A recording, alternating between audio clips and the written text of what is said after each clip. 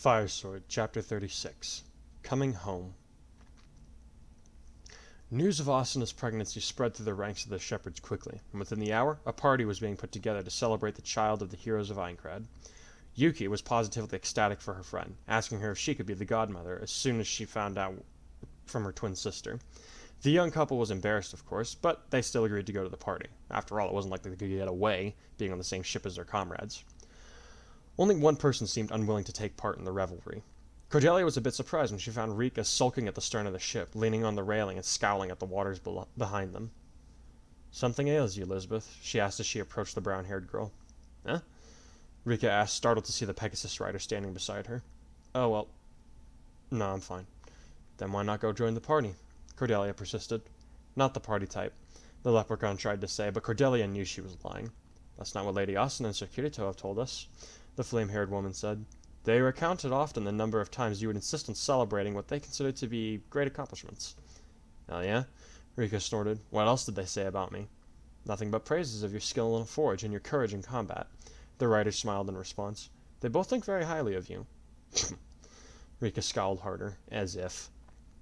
"I'm afraid I don't understand," Cordelia said, although she was beginning to have an idea of what was really going on. She had talked to Asana many times about the past, so she knew of Rika's attraction to the black swordsman. Apparently, it was still a sore point for the blacksmith. "Neither one of them took my feelings into consideration when they started fawning over each other," Rika said bitterly. "They never noticed how I felt." "Did you ever tell one of them what was going on?" Cordelia asked. "Of course not," Elizabeth snapped. "How could I come between what they had? Austin had been falling for him for months, and he liked her back, but he was too thick to know how to tell her that. So I just sat on the sidelines and listened to Austin as she got closer and closer to the guy that had taken my heart too." The film of tears glistened in her eyes as she spat. "I was just the third wheel through the whole time, like a good friend should be. And this is my reward?" She pounded her fist on the railing, splitting her knuckles on the rough wood and causing blood to drip down her knuckles. "Don't I deserve better?" "Pathetic," Cordelia stated, causing Rika to whirl angrily on her. "What was that, lady?" she demanded. "Not you." The rider shook her head, her voice still calm. "Me. Now I see what everyone else had to put up with on my behalf, me fawning over Crom as I did for all those years. It's quite sad, really." "This supposed to make me feel better?" Rika seethed. "Because I'm this close to knocking your teeth in." "I wouldn't try that if I were you," Cordelia warned her slender eyebrows drawing together. "It wouldn't end well." "Then go away!" Rika shouted. "I already feel crappy enough as it is, so just go away." "I can't." Cordelia shook her head. "Not when I know the pain that you're experiencing is all too real, but avoidable." "How?" Rika spat, angry tears falling from her eyes. "How can I avoid this pain?" "By accepting that what is past cannot be changed, and some things are not meant to be," Cordelia replied. "I always dreamed of being with the prince, but I never pursued the dream. That was no one's fault but mine, just as choosing not to pursue Kirito when you could have was your choice alone." Rika looked like she was about to yell again, so Cordelia continued on to say, "At least Klein was able to show me that the one you fall in love with will not necessarily be the one with whom you intertwine your fate." "You," Rika said dumbly, her rage frozen as quickly as it had begun to burn. "I did," Cordelia nodded, wiping at her own eyes. "But it was not meant to be. And though it still hurts, I can live on knowing that he gave his life to secure our future. A truly noble sacrifice that demonstrates the greatest love of all." "I'm sorry," Rika said quietly. I didn't—" "Just know that there is no such thing as a real Prince Charming," Cordelia interrupted her. "All men have their flaws, but maybe someday you'll find one whose flaws are compatible with your own." And she turned on her heel and walked away, leaving Rika to ponder her words. "There it is," Kazuto grinned as he pointed at the soaring white structure. "The capital of Ylisse, capital Yllistal. We should be there tomorrow." "Whoa," Suguha gaped. "That thing is huge!" She, Kazuto, Asuna, Crom, and Robin were ahead of the main group, upon a hill that allowed them to see the capital city from miles away. "And it's where you'll all be living from now on," Crom said as he gazed at his beloved home. "At least, until you manage to go home." "Are you serious?" Asuna asked him with wide eyes. "But I thought we would be staying at the shepherd's barracks again." "Not so," Robin shook his head. "The barracks are mostly meant for those of us that are staying in Yllistal for brief periods of time before going back out on duty. For example, as the nation's Grandmaster Tactician, I live in the castle to be close to our ruler." "Wait, so why would we be staying in the castle too?" Kazuto asked. "I plan to make a formal requisition in front of the people once I address them to announce our return," Crom answered. "But I'll ask of you now, Sir Kirito and Lady Asuna, leaders of the Aincrad warriors. Will you and your comrades become the elite guard of the Prince Regent?" You want us to... Kazuto's eyes went wide. I also ask that you, Kirito, become my chief lieutenant, Robin added. I want you to help me plan our battles, both for the Shepherds and the Ylisse's armies. Your skills would be invaluable to the kingdom. I know that you hope to go home one day, but until that time comes, I can think of no finer guardians for myself and my family, Crom said sincerely. You have demonstrated skill, tenacity, and most importantly, loyalty to the Shepherd's cause, and by extension, the Holodom. Will you become the guardians that symbolize that very idea? Crom, Asuna said, her eyes wide. She looked over at Kazuto, who looked between her and the two leaders of the Shepherds for several seconds. Then he blinked and squared his shoulders. On behalf of my friends, I accept your offer, Crom, he said. If the others agree, we'll do whatever it is you ask of us, as long as we live in Ylisse. It's the least we can do for you after all the kindness you've shown us. The pleasure was all mine, Crom smiled. Thank you, my friends. Man, big brother, Suguha giggled. You've gotten a lot less shy than when we were back home. It's pretty cool. Thanks, Sugu, he grinned. I guess being in this world has done us some good, huh? Yeah, but having to help us when we get home and have to explain to our parents why we have 2 kids with us, Asuna said nervously as she rubbed her stomach. Aw, why'd you have to ruin the moment? Kazuto groaned. The others laughed at the couple, even as they started arguing back and forth in a mild manner. That night, the camp was abuzz with friendly chatter and the crackling of warm fires that warded off the cool evening atmosphere. At one such campfire sat the Black Spirit, accompanied only by his smaller, older sister. Did Asuna make this? He asked before shoveling a spoonful of rabbit stew in his mouth.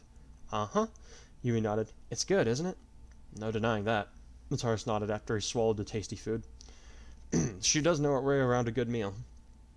We never had anything like this in my future, said a new voice. The 2 siblings looked up with mild surprise to see Lucina approaching them with a bowl in her hands. May I join you? She asked shyly. Yui smiled at her and patted the space on the log next to her, opposite to the side where Mataris sat. The future exalt sat down and set her bowl in her lap while giving the smaller girl a slight smile in return. Where's your family? Mataris asked curiously. I'd have thought you'd be eating with them. His tone was not unkind. If my presence bothers you, I can... No, it's all right, Mataris said quickly. Truth be told, it would be nice to spend some time in the company of a familiar face, even if it's not the one I knew in my future. Of course, Lucina said as she settled a little more comfortably in her seat. I had almost forgotten that you knew me, or rather, another version of me. Aye, Mataris nodded. Am I much like her? Lucina asked. This parallel version of me, I mean. In every way you remind me of her, Mataris admitted. So driven, so courageous. I always admired your drive to defeat Grima, despite our slim chance. At the same time, it's driven me mad the whole time I've been here. What do you mean? Lucina asked curiously. The Lucina I grew up with had one fundamental difference from you, Mataris replied.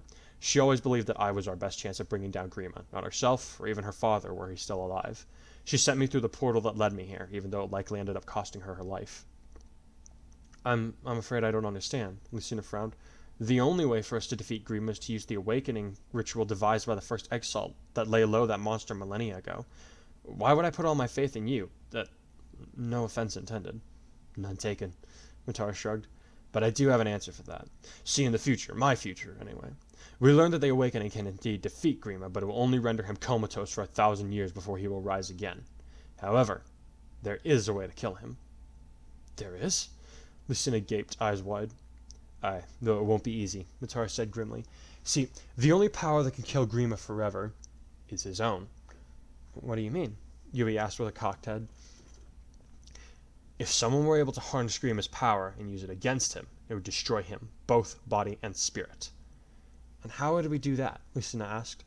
I've spent my life practicing fighting against the dark arts, Mataris said after a moment of quiet. I've developed a technique that allows me to directly absorb dark magic that is projected at me and send it back at the caster. And you believe you could do that against Grima himself? Lucina said dubiously. I do, Mataris nodded.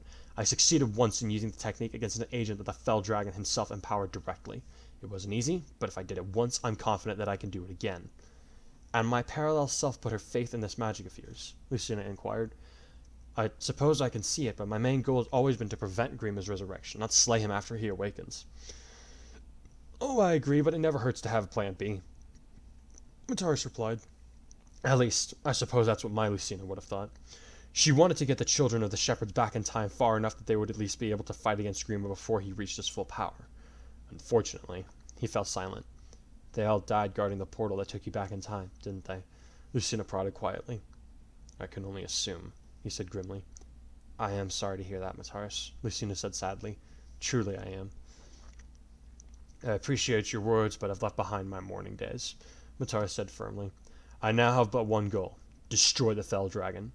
A goal I will help you achieve should we fail to prevent his resurrection, Lucina vowed. I'm certain Robin and your father will come up with a plan that sees us through all of this. I hope so, Mataris said softly. I hope so. Sorry I'm late, Lucina, a cheery voice called out, accompanied by a certain blonde tactician. I got caught up talking to... Oh, hello. He waved awkwardly at Mataris and Yui, the latter of which waved back and smiled happily at him.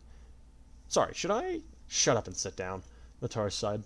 Robin sat down next to Lucina, who smiled happily at him. I'm glad you could join us, she said. Yes, well, Martha and Morgan are eating with Cynthia and Owain tonight, so I thought I'd go somewhere less... adventurous, he added with a wry grin at the end. Are they by themselves? Lucina asked with alarm. Nope, Crom and Lisa are with them, as is Emran, Robin reassured her. Emran seems to be rather entertained by her niece and nephew, especially with all the stories that they come up with. I can see Owain and Cynthia doing that, Lucina nodded after a moment. Even Morgan. But how did they get Marth wrapped up in it? Apparently Morgan has something on Marth that he would rather not be made public, so he agreed to join their antics, Robin said. That girl takes a little too well after me sometimes. I wouldn't say that's a bad thing, Mataris said quietly. His words surprised the others, but before he could comment, he said, Now then, Sir Robin, what do you plan to do with me when we get to Ylisse? Clap me in irons? I thought about it, Robin said dryly.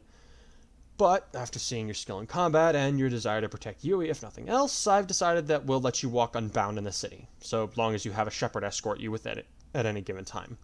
So, basically what we've been doing for the last few weeks, Mataris asked. Do I hear a complaint? Robin smiled thinly. No, Mataris smirked. Thank you, Robin. Expecting a snappy comeback, it was a few seconds before Robin was able to say, you're welcome, Mataris. The sound of the roaring crowd was deafening. The sun shone brilliantly on the balcony where Crom stood amongst his new guardians, while his wife, Sumia, stood between him and Robin, his closest friend and ally. The warm summer breeze that swept through the courtyard carried with it the faint scent of thousands of flowers that had been thrown in the air to celebrate their return. It's good to be home, Crom thought as he smiled down at the sleeping child in his arms, who remained undisturbed by the noise around her. And I promise I'll be there for you when you need me. My little Lilina.